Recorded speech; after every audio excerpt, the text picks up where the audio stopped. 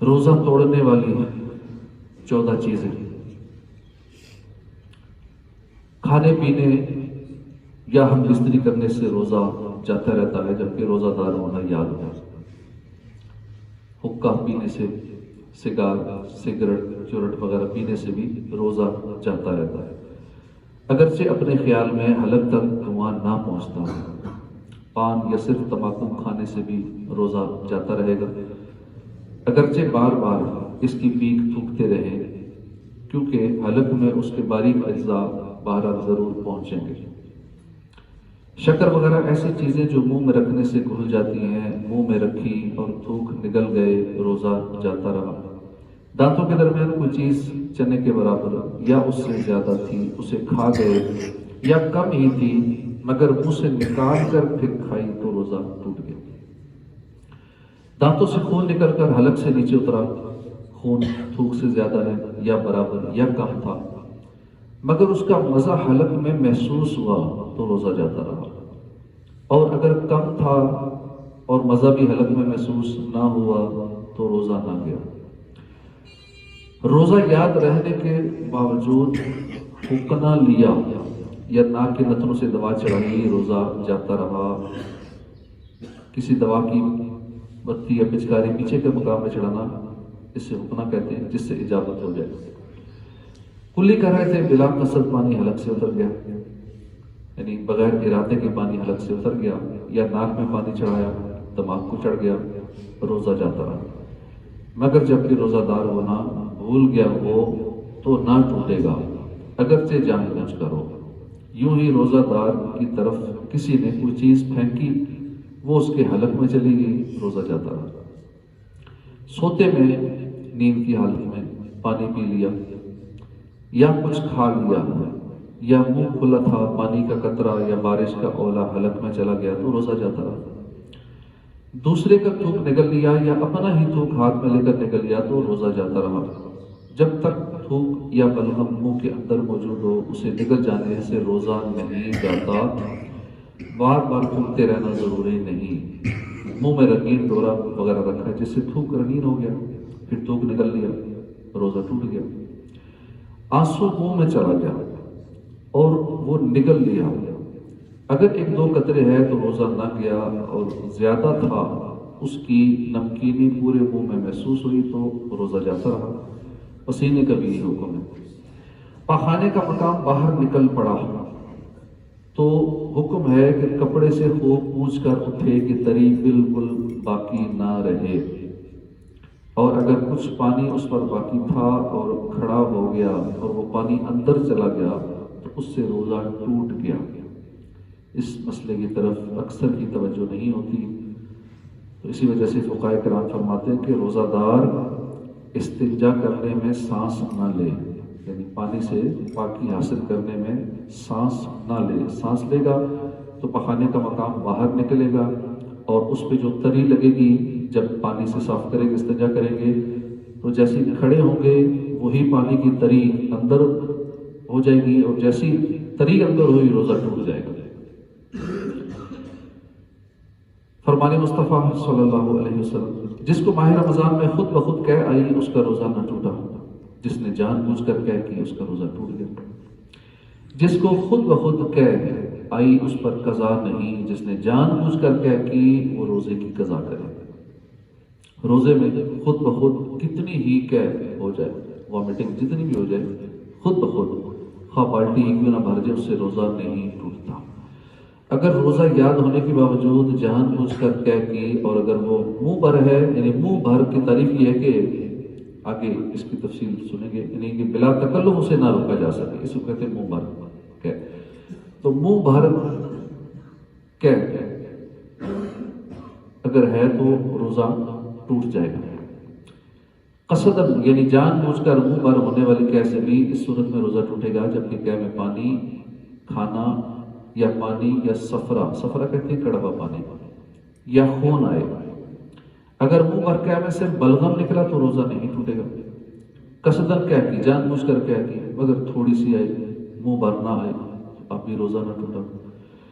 منہ بھر سے کم کہہ ہوئی اور منہ ہی سے دوبارہ لوٹ گئی یا خود ہی لوٹا دی، ان دونوں صورتوں میں روزہ نہیں ٹوٹے گا۔ منہ بھر کہہ بلا اختیار ہو گئی تو روزہ تو نہ ٹوٹا، البتہ اگر اس میں سے ایک چنے کے برابر بھی واپس لوٹا دی تو روزہ ٹوٹ جائے گا، اور ایک چنے سے کم ہو تو روزہ نہ ٹوٹا۔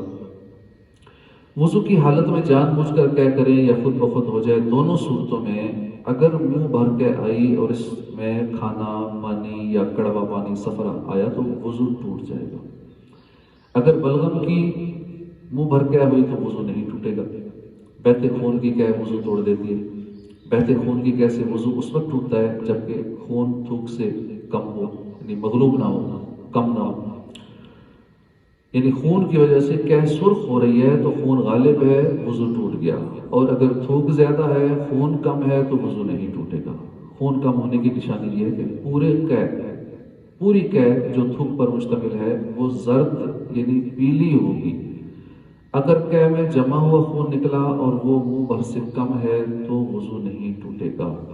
کہہ کا ایک اہم مسئلہ ہے کہ منہ بھر کہہ بلغم کے علاوہ یہ ناپاک ہے، اس کا ایک چھینٹا بھی اگر کپڑے پر یا جسم پر پڑے گا تو وہ بھی ناپاک ہو جائے گا، اس میں احتیاط کیجیے۔ اکثر لوگ بہت بے احتیاطی کرتے ہیں، کپڑوں پر چھینٹے پڑنے کی کوئی پرواہ نہیں کرتے، منہ وغیرہ پر جو ناپاک کہہ لگی ہوتی ہے کسی بھی کپڑے سے صاف کر دیتے ہیں، حالانکہ جو منہ پر کہہ لگی ہوئی ہے جس کپڑے سے صاف کریں گے وہ کپڑا بھی ناپاک ہو جائے گا۔ سیدنا ابو ہریرہ رضی اللہ عنہ سے مروی ہے کہ سلطان دو جہان شہنشاہ کون و مکان صلی اللہ علیہ وسلم کا فرمان عالی شان ہے، جس روزہ دار نے بھول کر کھایا پیا وہ اپنا روزہ پورا کرے، یعنی اس کا روزہ نہیں ٹوٹا۔ جس نے بھول کر کھایا پیا اسے اللہ نے کھلایا پلایا، بھول کر کھانے پینے سے روزہ نہیں ٹوٹتا۔ بھول کر کھایا پیا یا جمع کیا روزہ فاسد نہ ہوا، خواہ وہ روزہ فرض ہو یا نفل ہو۔ کسی روزہ دار کو اگر ہم نے دیکھا کہ وہ کھا پی رہا ہے تو یاد دلانا واجب ہے۔ ہاں اگر وہ بہت کمزور ہے کہ یاد دلانے پر وہ کھانا چھوڑ دے گا اور پھر اس کو کمزوری اتنی بڑھ جائے گی کہ روزہ مکمل نہیں کر سکے گا، اور اگر کھا لے گا تو روزہ پورا کر لے گا اچھی طرح، دیگر عبادتیں بھی صحیح کر سکے گا۔ اب چونکہ بھول کر کھا پی رہا ہے اس لیے اس کا روزہ تو ہو ہی جائے گا، لہٰذا اس صورت میں یاد نہ دلانا بہتر ہے۔ اگر کوئی اتنا کمزور ہے، ہم سمجھتے ہیں کہ یہ کمزور ہے، بہتر ہے یہ کھا لے، اس وجہ سے یہ روزہ پورا کر لے گا، باقی عبادات بھی کر سکے گا، تو پھر اسے بتانا نہیں چاہیے، وہ کھاتا رہے گا کیونکہ اسے اللہ کھلا رہا ہے، بھول کر کھا رہا ہے۔ بعض مشائخ کرام فرماتے ہیں کہ جوان کو دیکھے تو یاد دلا دے، بوڑھے کو دیکھے تو یاد نہ دلائے، مگر یہ حکم اکثر کے لحاظ سے، کیونکہ جوان اکثر طاقتور ہوتے ہیں، بوڑھے اکثر کمزور ہوتے ہیں، چنانچہ اصل حکم یہی ہے کہ جوانی اور بڑھاپے کو کوئی دخل نہیں بلکہ طاقت اور کمزوری کا لحاظ ہے۔ لہٰذا اگر کوئی نوجوان بھی اتنا کمزور ہے تو اسے بھی یاد نہ دلانے میں حرج نہیں، اور بوڑھا اگر طاقتور ہے، قوی ہے تو یاد دلانا واجب ہے۔ بعض بوڑھے بزرگ ہیں بڑی عمر کے بھی، ماشاءاللہ صحت اچھی ہوتی ہے، جوانوں سے زیادہ ایکٹیو ہوتے ہیں، تیز ہوتے ہیں۔ روزہ یاد ہونے کے باوجود بھی مکھی یا غبار یا دھواں حلق میں چلے جانے سے روزہ نہیں ٹوٹتا، خواہ غبار آٹے کا ہو جو چکی پیسنے یا آٹا چھاننے میں اڑتا ہے، یا اناج کا غبار ہو، یا ہوا سے خاک اڑی، یا جانوروں کے کھر یا ٹاپ سے۔ اسی طرح بس کا دھواں، کار کا دھواں یا ان سے غبار اڑ کر حلق میں پہنچا، اگرچہ روزہ دار ہونا یاد تھا، روزہ نہیں جائے گا۔ اگر بتی سلگ رہی ہے، اس کا دھواں ناک میں گیا، روزہ نہیں ٹوٹے گا۔ ہاں لبان یا اگر بتی سلگ رہی ہے اور روزہ یاد بھی ہے، جان بوجھ کر اس کا قریب جا کے کھینچ رہے ہیں، ناک میں اس کا دھواں چڑھا رہے ہیں جان بوجھ کر، تو روزہ فاسد ہو جائے گا۔ بھری سنگی یہ درد کے علاج کا ایک مخصوص طریقہ ہے، جس میں سوراخ کیا ہوا سینگ درد کی جگہ رکھ کر منہ کے ذریعے جسم کی گرمی کھینچتے ہیں، تو بھری سنگی لگوائی یا تیل یا سرما لگایا تو روزہ نہ گیا۔ تیل یا سرمے کا مزہ حلق میں محسوس ہوتا ہو، بلکہ دھوپ میں سرمے کا رنگ بھی دکھائی دیتا ہو، جب بھی روزہ نہیں ٹوٹتا۔ غسل کیا اور پانی کی ٹھنڈک اندر محسوس ہوئی جب بھی روزہ نہیں ٹوٹا۔ کلی کی اور پانی بالکل پھینک دیا، صرف کچھ تری منہ میں باقی رہ گئی، تھوک کے ساتھ اسے نگل لیا، روزہ نہیں ٹوٹا۔ دوا ٹوٹی، حلق میں اس دوا کا مزہ محسوس ہوا، روزہ نہیں ٹوٹا۔ کان میں پانی چلا گیا، جب بھی روزہ نہیں ٹوٹا، بلکہ خود پانی ڈالا جب بھی روزہ نہ ٹوٹا۔ البتہ کان کا پردہ پھٹا ہوا ہو تو کان میں پانی ڈالنے سے حلق کے نیچے چلا جائے گا، روزہ ٹوٹ جائے گا۔ تنکے سے کان کو جایا، اس پر کان کا میل لگ گیا، پھر وہی میل لگا ہوا تنکا کان میں ڈالا، اگرچہ چند بار ایسا کیا ہو، جب بھی روزہ نہ ٹوٹا۔ دانت یا منہ میں معمولی چیز رہ گئی کہ لعاب کے ساتھ خود ہی اندر اتر جائے گی اور وہ اتر گئی، روزہ نہیں ٹوٹا۔ تل یا تل کے برابر کوئی چیز چبائی، تھوک کے ساتھ حلق سے اتر گئی تو روزہ نہ ٹوٹا، مگر جب کہ اس کا مزہ حلق میں محسوس ہوتا ہو تو روزہ جاتا رہا۔ تھوک یا بلغم منہ میں آیا پھر اسے نکل گیا تو روزہ نہ ٹوٹا۔ اسی طرح ناک میں رینٹ جمع ہو گئی، سانس کے ذریعے کھینچ کر نکل جانے سے بھی روزہ نہیں جاتا۔ دانتوں سے خون نکل کر حلق تک پہنچا، مگر حلق سے نیچے نہ اترا تو روزہ نہ گیا۔ مکھی حلق میں چلی گئی، روزہ نہ گیا۔ جان بوجھ کر نگلی تو روزہ ٹوٹ گیا۔ بھولے سے کھانا کھا رہے تھے، یاد آتے ہی لقمہ پھینک دیا، یا پانی پی رہے تھے، یاد آتے ہی منہ کا پانی پھینک دیا تو روزہ نہ گیا۔ اگر منہ میں کا لقمہ یا پانی یاد آنے کے باوجود اس لقمے کو نگل لیا یا اس پانی کے گھونٹ کو جو منہ میں تھا اور یاد آ گیا کہ میرا تو روزہ ہے، پھر بھی اسے اندر کر دیا پانی نے تو روزہ ٹوٹ گیا۔ صبح صادق سے پہلے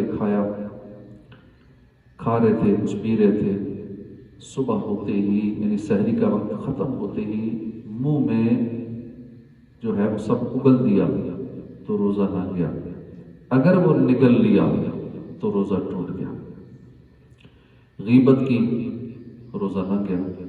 اگرچہ غیبت سخت گناہ ہے، کبیرہ گناہ ہے، قرآن پاک میں غیبت کرنے کی نسبت فرمایا کہ اپنے مردہ بھائی کا گوشت کھانا، حدیث میں فرمایا کہ غیبت زنا سے سخت تر ہے۔ زنا کو، بدکاری کو لوگ کتنا بڑا گناہ سمجھتے ہیں، لیکن غیبت سارا دن کرتے رہتے ہیں، زنا سے، بدکاری سے بڑا گناہ سارا دن کرتے رہتے ہیں، تو اللہ پاک ہمیں غیبت سے بچائے۔ غیبت کی وجہ سے روزے کی نورانیت جاتی رہتی ہے۔ جنابت کی حالت میں صبح کی، یعنی غسل فرض ہونے کی حالت میں صبح کی، بلکہ اگرچہ سارے دن بے غسل رہا، روزہ نہ گیا، مگر اتنی دیر تک جان بوجھ کر غسل نہ کرنا کہ نماز قضا ہو جائے، گناہ اور حرام ہے۔ حدیث پاک میں فرمایا جس گھر میں جنب ہو اس میں رحمت کے فرشتے نہیں آتے۔ اللہ پاک ہمیں روزے کے مسائل سیکھنے کی توفیق عطا فرمائے، آمین۔